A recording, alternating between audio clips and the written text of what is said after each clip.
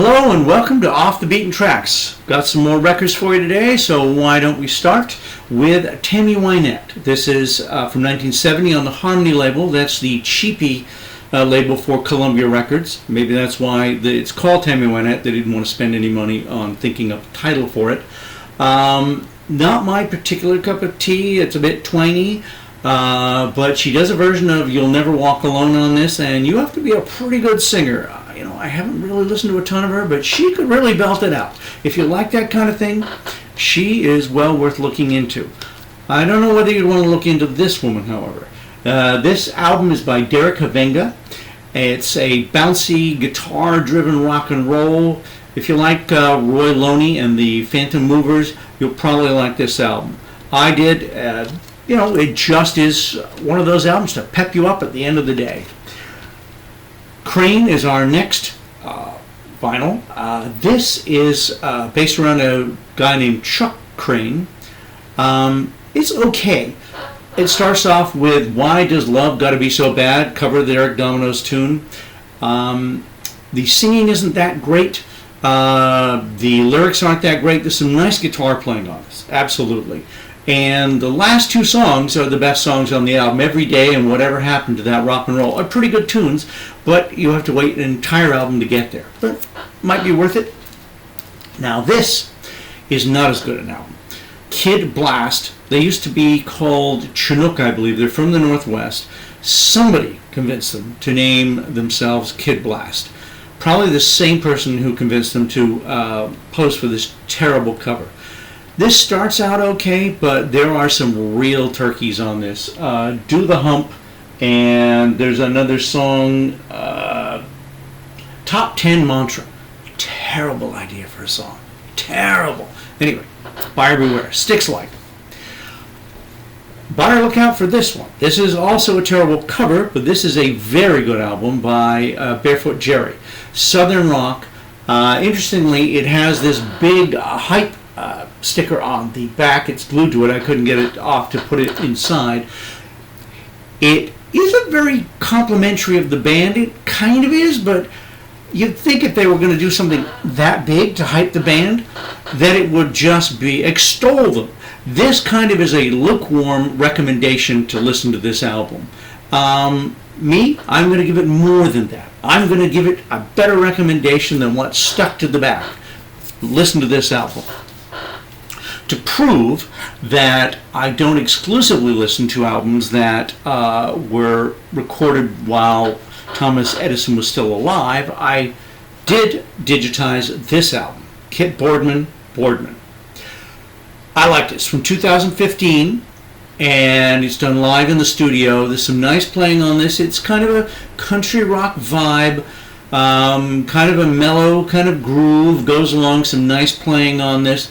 I don't know if anything stands out as a whole, but if you were to put it on and have a cup of coffee, maybe Sunday morning, this would be a good album to have that coffee too. Now this I really enjoyed. Joyfull Noise from 1968.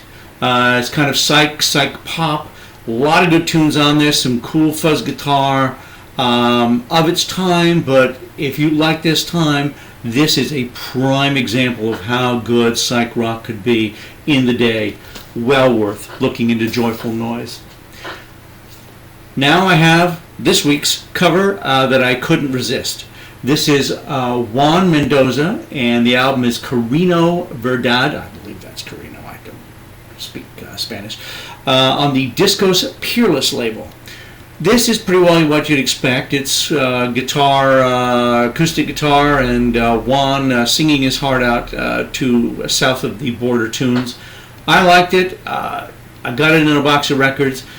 Reasonable fidelity on this, but you put that cover up, you could listen to almost anything.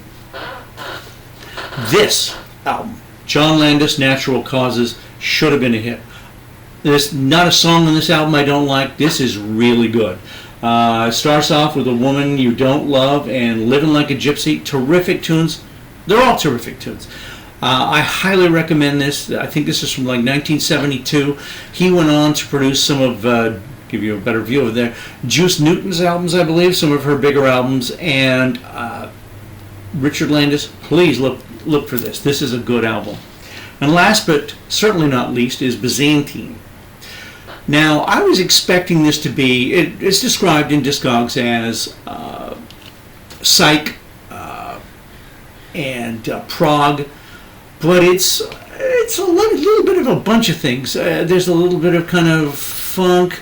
There's a little bit of Crosby, Stills, Nash kind of pop songy kind of stuff in here. One of the main guys from this band is Chaz Jangle, who went on to be, of course, Blockhead and Ian Dury's co-writer for Sex, Drugs, and Rock and Roll, Hit Me With Your Rhythm Stick, all those great songs. And I was going to do a great segue from this album to my last video, because last video I was talking about Jake Holmes and the fact that he'd sued Led Zeppelin, and this album has a Led Zeppelin connection, or so I thought. There's a guy named Michael Barracan, also known as Shane Fontaine, that played with Byzantine, but he didn't play on this album. He played on the next one, and unfortunately it would have made a great connection. Besides, this guy's played with everybody: Bruce Springsteen, Ian Hunter, Joe Cocker, Graham Nash, Chris Botti, the trumpet player. But the Led Zeppelin connection is the Kennedy Center Honors, when Hart was doing that rendition of Stairway to Heaven, and they cut to the lead guitarist, and he does that great version of the lead to Stairway to Heaven. It is Shane Fontaine. He dyed his hair, but it is definitely Shane Fontaine. Lots of seeds coming out of this band that grew into some major people in rock and roll. Even the engineer is Roy Thomas Baker. He obviously early in his career, because he went on to produce Queen, The Cars, Journey, Smashing Pumpkins. So the album's good, but the people who came out of this album and the next album with Shane Fontaine are even better. So anyway, those are my albums for this week. Please subscribe to our channel, and we will be back soon.